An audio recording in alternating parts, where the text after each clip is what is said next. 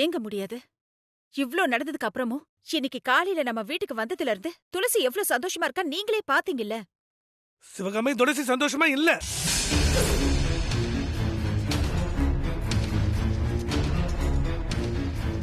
நீ ஃபீல் பண்ணக்கூடாதுன்னு அவ உள்ளுக்குள்ள இடத்தை அடக்கி வச்சுட்டு உன்கிட்டயே நடிச்சிட்டு இருக்கா.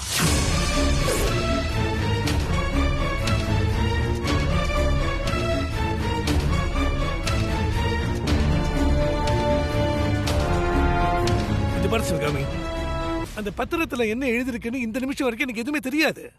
ஆனா நம்ம துளசிக்காகவும் துளசியோட சந்தோஷத்துக்காகவும் மாமா மேல நம்பிக்கை வச்சு அந்த பத்திரத்துல கையெழுத்து போடுறேன். கொடுங்க மாமா.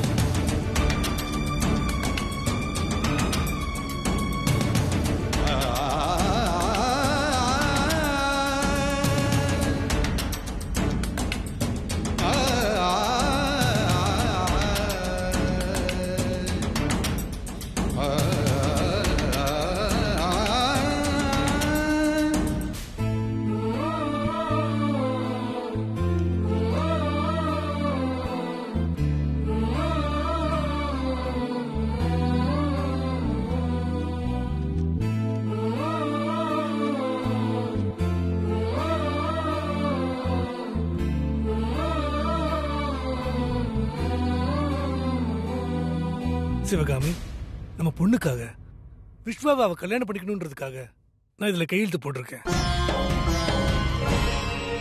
நீ கையெழுத்து போடு. முதல்ல அந்த பத்திரத்துல என்ன இருக்குன்னு படிச்சு பாருங்க.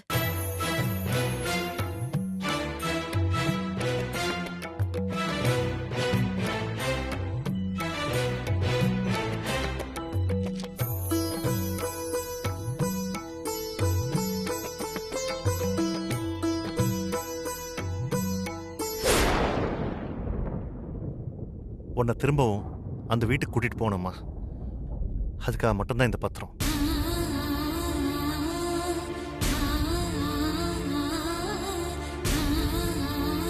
இது பாரு சிவகாமி, நீ எதுவும் யோசிக்காத.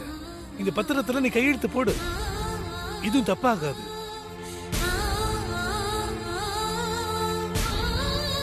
ஆமாம்மா, ப்ளீஸ் சிவகாமி, கையெழுத்து போடு.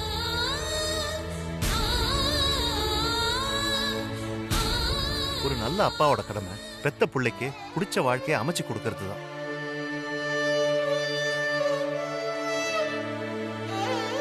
இப்ப நீ கையெழுத்து போடலனா இன்னும் 90 நாள்ல என் பிள்ளையோட வாழ்க்கையே மாறிடும் சிவகாமி. அதுக்கப்புறம் பெத்த பிள்ளைக்கு ஆசைப்பட்ட வாழ்க்கையை கொடுக்க முடியலன்னு ஒவ்வொரு நாளும் நினைச்சு நினைச்சு அணு அணுவா என்ன நானே வெறுக்கிற நிலைமைக்கு கொண்டு வந்துடாது.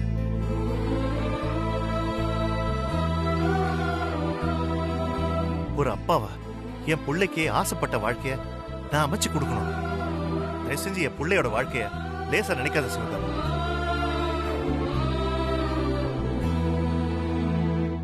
ஒரு நாள்ல ஒரு நாள் ஒரு அப்பாவா என் பிள்ளைக்கு நான் பதில் சொல்லியே ஆகணும். என்ன தலை குனிய வச்சிடாத. கையெழுத்து போடு சிவகாமி.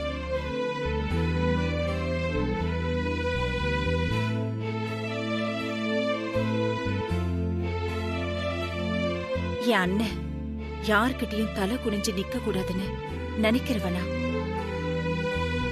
ஆனா என்னால பெத்த புள்ளகிட்டயே தலை குனிஞ்சு நிக்கிற நிலைமை உனக்கு வந்துட கூடாதுங்கிறதுக்காக உனக்காக நான் கையெழுத்து போடுறேனா?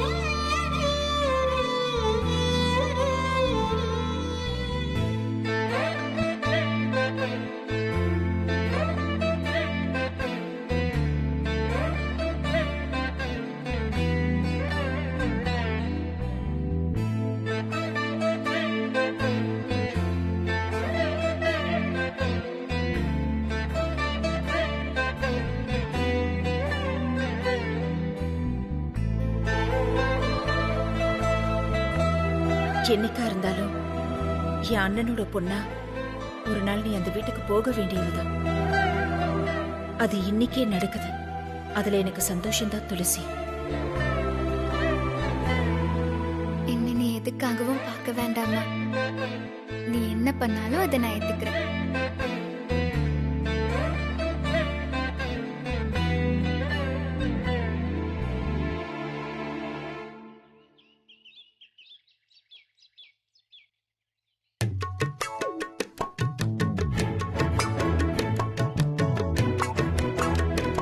ஏய் லக்ஷ்மி, என்ன பண்ற?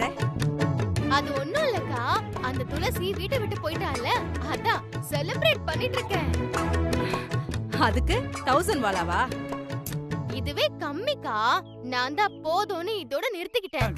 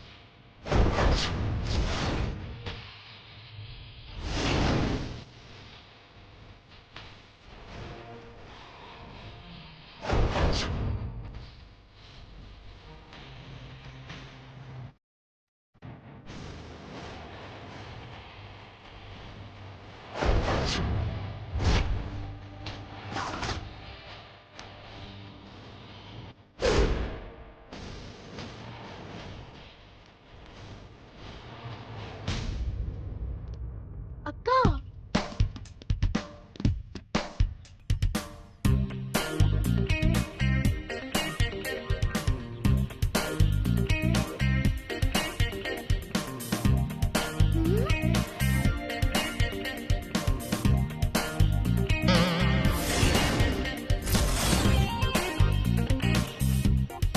என்ன லக்ஷ்மி, நான் வரேன்னு தெரிஞ்சு பட்டாசெல்லாம் வெடிச்சு வெல்கம் பண்ற?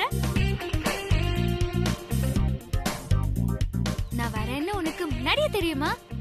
So sweet.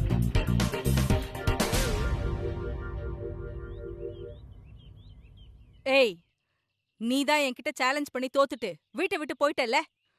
போனவ எதுக்குடி வந்த? சொல்றேன் சொல்றேன்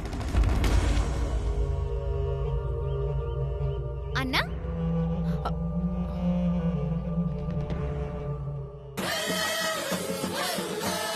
யா சொல்லுமா துளசி. இவங்க क्वेश्चंस ரைஸ் பண்றாங்க. சார் அவர் சொல்லுங்க. ஓகே, சாரிமா சரிமா. லாயர் சார், நீங்க கொஞ்சம் வாங்க.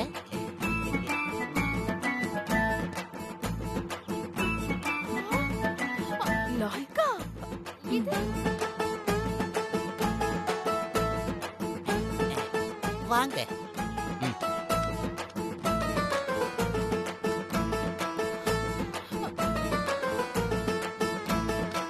என்னம்மா துளசி? உள்ள வாங்க, உட்கார்ந்து பேசலாம். வாங்க. ஹாய் லட்சு.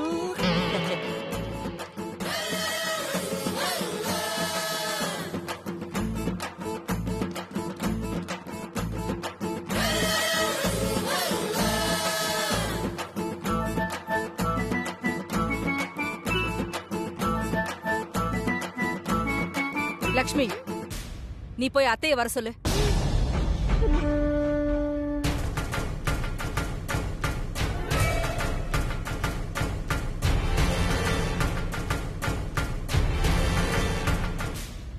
அது வந்துமா.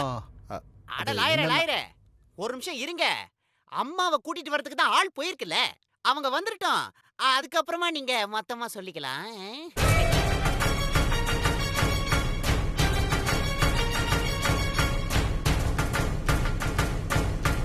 ஏ துளசி, என்னடி போற மாதிரி போயிட்டு இப்ப திரும்ப வந்திருக்க? ஹலோ மிஸ்டர் லாயர் சார், இப்போ சொல்லலாம். கமான். அது வந்துமா, உங்க ஹஸ்பண்ட் ராஜராஜன் சார் துளசிய தன்னோட மகளா தத்தெடுத்துக்க போறாரு.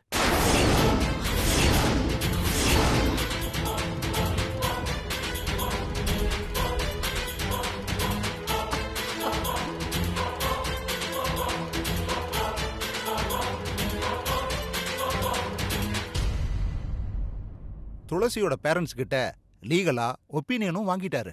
வேணும்னா நீங்களே அந்த டாக்குமெண்ட்டை படிச்சு பாருங்க. லாயர் சார், இவங்க ஒவ்வொருத்தரா படிச்சு பார்க்க ரொம்ப டைம் ஆகும். அதனால எல்லாருக்கும் கேக்குற மாதிரி இத நீங்களே படிச்சு சொல்லிடுங்க.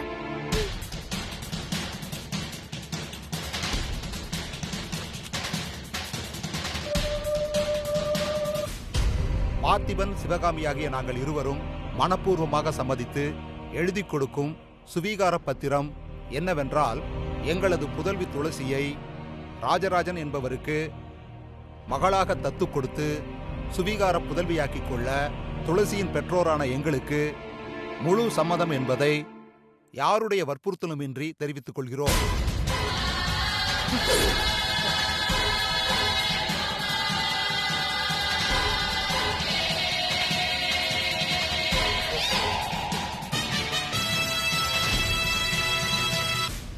அவங்க எழுதி கொடுத்துட்டா இவன் இந்த வீட்டோட வாரிசு ஆயிட முடியுமா? முடியும்.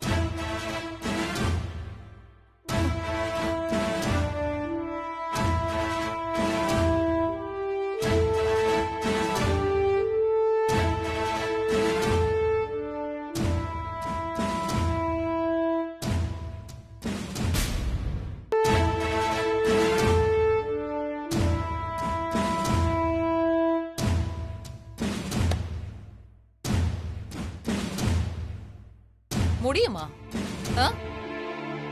அது எப்படி முடியும்? லாயர் சார், சொல்லுங்க சார்.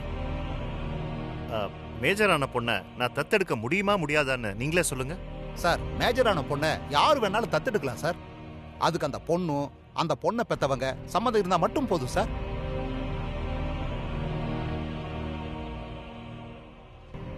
Thank you sir. போதுமா? இல்ல, இதுக்கு நானும் சம்மதிக்கணும்.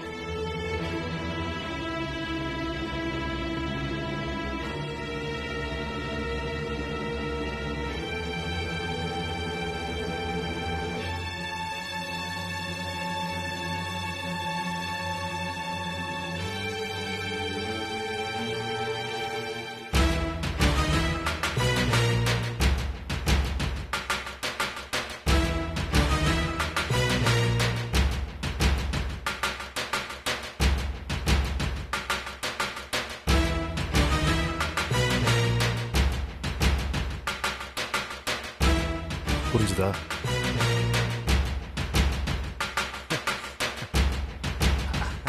அதுக்கு அவசியமே இல்ல. அந்த அளவுக்கு வந்துட்டீங்கல்ல?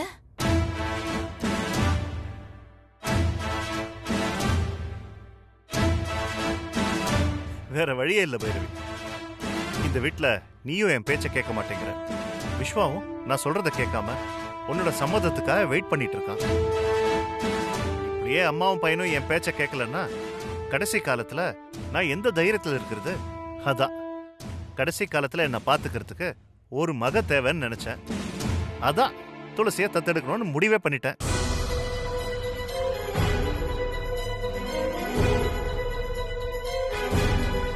என் பேச்ச கேட்காத விஸ்வா எனக்கு மகன் இல்ல, துளசி. துளசி மட்டும்தான் எனக்கு மகன்.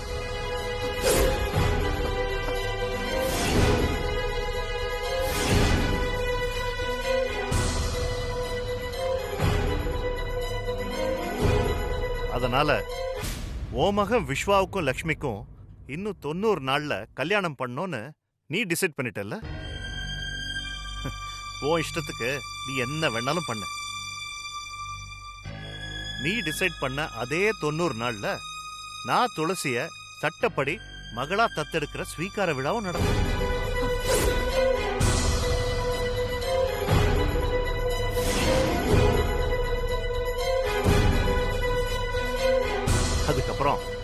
மருமகளா இல்லைனாலும் மகளா தான் துளசி இந்த வீட்ல இருப்பான். இருப்பா இருப்பா, எப்படி இருப்பான்னு நானும் பாக்குறேன். ருத்ரா, நீ வா.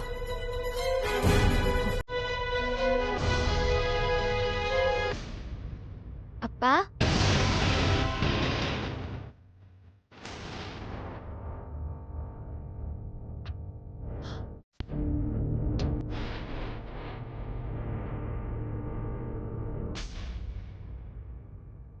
ஏய், அவர் அப்பான்னு சொல்லாத. ஏன் சொல்லக்கூடாது? துளசியை நான் தத்தெடுக்க போறேன். அதனால என்ன அவ அப்பான்னு தான் கூப்பிடுவான்.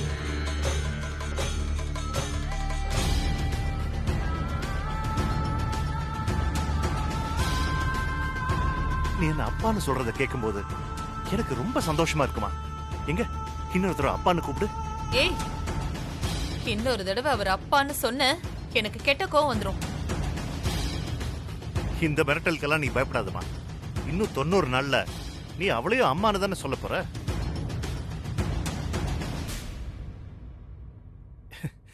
இப்ப தைரியமா நீ என்ன அப்பான்னு கூப்பிடலாமா?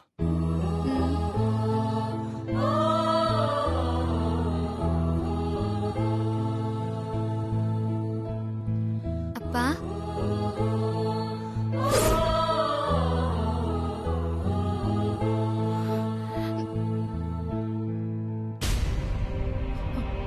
நீங்க எதுக்கு இப்படி எல்லாம் பண்றீங்கன்னு எனக்கு நல்லாவே தெரியும். விஸ்வாவுக்கும் துளசிக்கும் கல்யாணம் பண்ணி வச்சுட்டா உங்க தங்கச்சிக்கு நீங்க கொடுக்க வேண்டிய சொத்து தன்னால போய் சேர்ந்துரும்னு நினைக்கிறீங்க. ஆனா நான் நினைச்ச மாதிரி லக்ஷ்மிக்கும் விஸ்வாவுக்கும் கல்யாணம் பண்ணி வச்சுட்டா உங்க தங்கச்சிக்கு சொத்து கொடுக்க முடியாதுன்னு இப்போ இவள மகளா தத்தெடுத்து சொத்து கொடுக்க முடிவு பண்ணிட்டீங்க இல்ல? அப்படிலாம் இல்ல பைரவி. அப்படிதான். இதுக்கு என்ன பண்ணணும்னு எனக்கு தெரியும்.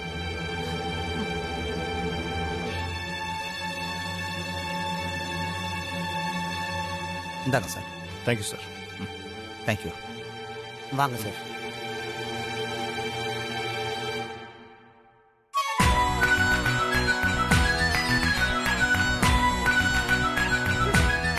லக்ஷ்மி இதுக்கு முன்னாடி வேற, ஆனா இப்போ இந்த வீட்டோட மகனா.